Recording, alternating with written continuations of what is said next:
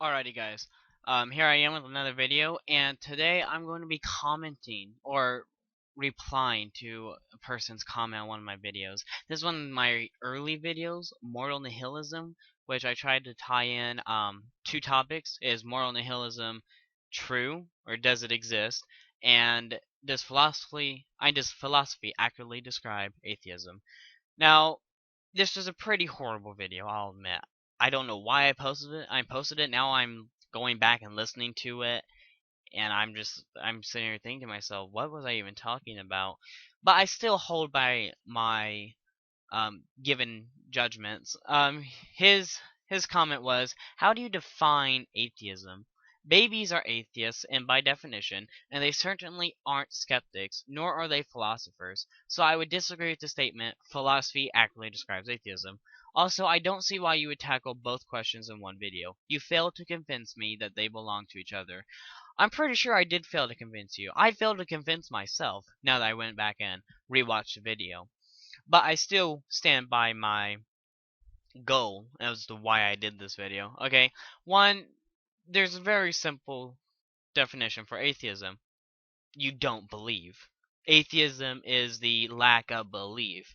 For example, a theist is one who believes. So it's one of those technical terms where atheism is not a religion because you have to believe in something to have a religion. Therefore, atheism isn't religion. So no, babies aren't atheists, nor are they skeptics. They don't know. You can't say you're not something until first you have really been exposed to it. One, you can't say, "Oh, I hate pizza," if you've never had pizza. And one of my friends tried to make a kind of philosophical rebuttal, saying, "Well, do you hate killing people?" No, the quick answer that you can come up with is, "Of course I hate killing people. I love not killing people." But you don't know that. A lot of murderers accidentally, and I'm doing like air quotes when I say accidentally, because they kind of accidentally fell upon their realization of murdering people. Oh, I accidentally killed my dog. It was fun. I'm gonna go kill two more dogs. And eventually they work to people and they find out, whoa, this is like, oh my gosh, you just get so much ecstasy and so much, joy out of killing people. But if you were to ask them way back before they killed that dog and say, you were to have said to them, "Do you like killing people?" I'm sure that their answer would have been no. Why would you even think that? So, no, babies can't be atheists. They don't even know what atheism is, nor do they know what theism is. It's like they're not atheists, but they're not theists. They're nothing. It boils down to my theory that I created I think it was last year. I call it the little boy in a box. I can actually give you the link to the paper in the comments below. The main idea is that no one is anyone until you have been introduced into society. So basically the theory is that if you were to place a boy in a box, in a room all by himself, and you let him grow up with no contact. Remember, this is a philosophical theory, so please don't get technical like my friends do, and they like, "Oh, he needs to eat and all that." No, ignore all that. So he's in his room for most of his life, until he's like 20 some odd, when his brain is fully developed, let's say, and he has no interaction with the outside world, none whatsoever, no religion, nothing. Odds are he's not going to have a religion. Now, remember, the reason I say this is, one can use the argument, "Oh, well, over the course of so-and-so years, mankind has started to produce religion on their own." Well, you're right. But remember, that was countless and countless of thousands of people in one culture over tens of thousands of years that created that religion, right? So, I mean, Christianity, when you're looking at it from an atheistic point of view, you can start to pinpoint religions in their chronological order, in their timeline. And Christianity didn't just appear out of nowhere because one guy is like, "Oh, wow, I believe in this God and I'm going to create a book." Remember, 64 books to the Bible. There were different people who wrote different letters, different books, etc. It wasn't just one man. So it's very unlikely that this one man in this room created his own religion. Secondly, he's most likely not going to have any philosophical, moral base. And what I mean by that is that he's not going to know right from wrong. And this is where I start to tie in moral nihilism. And this is why I say moral nihilism is correct. Is because using this, boy in a room theory, that's moral nihilism is the most basic fundamental level that you can get. Now, I'm not a big expert. I'm not in any way, shape, or form an expert in moral nihilism. I'm a mathematician, but I enjoy philosophy and this is my pastime, my hobby. Moral nihilism is a basic fundamental viewpoint that nothing is inherently moral and nothing is inherently immoral. For example, killing a person. That is not inherently moral nor inherently immoral.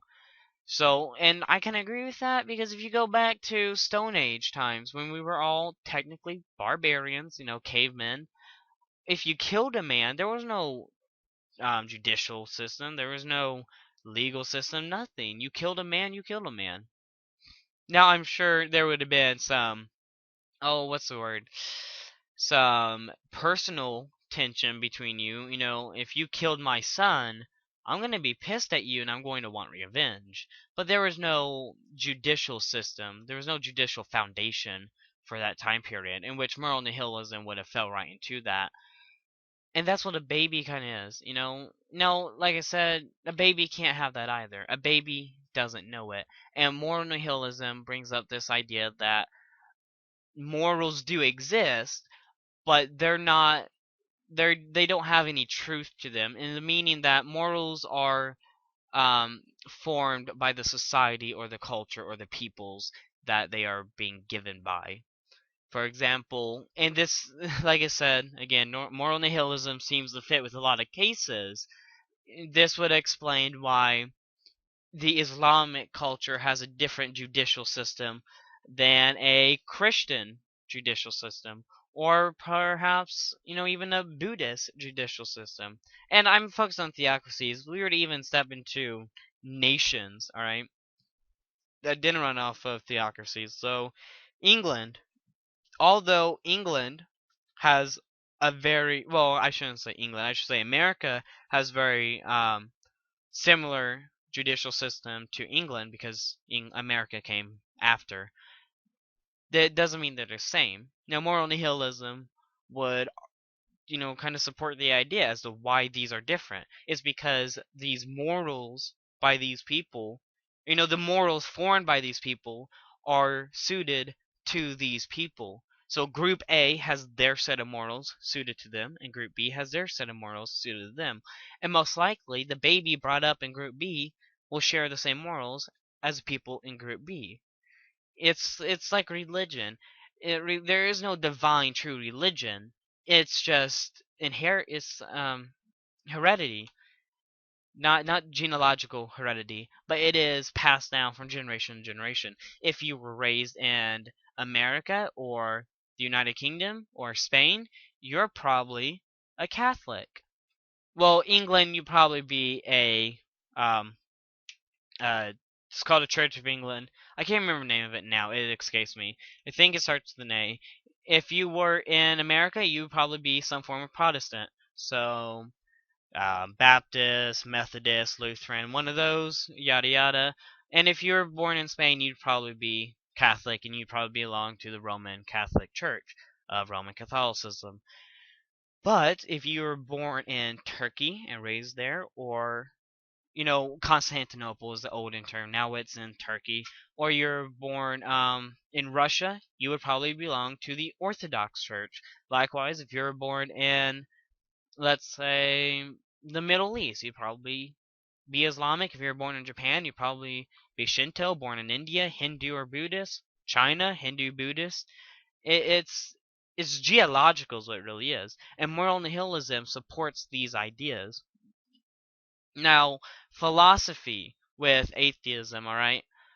Philosophy, I really say that philosophy does accurately describe atheism because, again, atheism is a lack of belief, alright?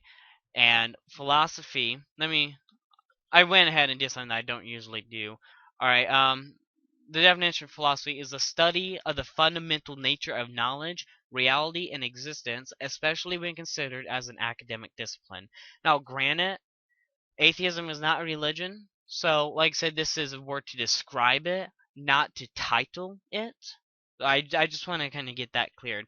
This is a perfectly good word to describe atheism, because remember, not all atheisms are going to do what I'm about to say. There are some atheists who are couch potatoes. You know, they're just atheists because they're too lazy to believe in a god. But most atheists try to make some form of contribution to the world, whether it be through mathematics, such as I, or it be through science, or philosophy, or language arts, anything. Atheists typically seem to find a way to make some form of contribution, even if it means working at a McDonald's. Yeah, that may not seem much of a contribution, but they're still interacting with people, they're still putting smiles on people, they're still serving people. Even though McDonald's isn't some glorious job, it's still a contribution. Everyone pays a contribution. As my mom always said, you know, because I was always like puzzled, like, why isn't everyone going for top notch jobs? Why doesn't everyone be a doctor? You know, that sort of thing. And she sat me down when I was younger and she explained to me every person is like a part in an engine. Every person plays a key role in the world. Whether you're a bus driver like my mom, or you're a truck driver like my dad, or you're a mathematician like me, it's, you know, you all play a fundamental part to our world. And that's what philosophy does. Philosophy exceeds your religious views. See what I'm about to do here? Philosophy exceeds your religious views, which is why I say it would describe atheism. And it tries to go beyond that simple, oh, I'm here to serve God, but, you know, rather, I'm here to serve people. I'm here to make a better contribution to myself and to my fellow peers, and to even people across the world. Now if I want to go to a different approach, let me think about this for a second. Okay, if I want to go to a different approach, philosophy would describe atheism in this way. Okay, atheism is the lack of belief in God or multiple gods. S. So I make that Z sound when I say S. God, All right. Philosophy. Now, philosophy does have a lot of theories. One thing that my philosophy teacher had said is that you'll notice that in the study of philosophy and sociology, there are very few facts. Very few. It is mostly the study of theories, right? Because everyone has different theories, different economic theories, which falls under philosophy, different government philosophies, which falls under philosophy. You know, you have different theories that some people like, some people don't. And it's hard to argue because theories, in the philosophical sense, are opinions. And it's really hard to debate an opinion, right?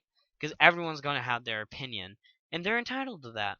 But moving on, I say philosophy is a good way because philosophy tries to exceed any chains. There we go. That's a good.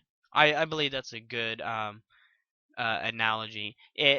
It tries to break away from the chains that hold itself, you know, that holds it down to the ground, and it tries to fly in the sky and be a beautiful bird and explore all the wonders of the human mind.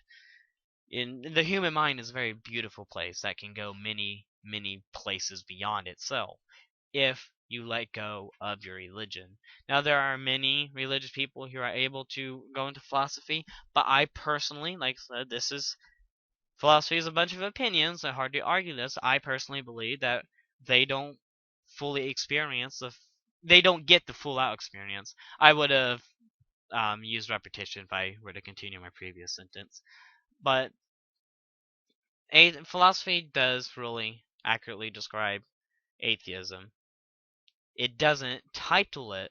You cannot replace the word atheism with philosophy, but you can use it to describe it. So if your friend was like, so what's it like being an atheist?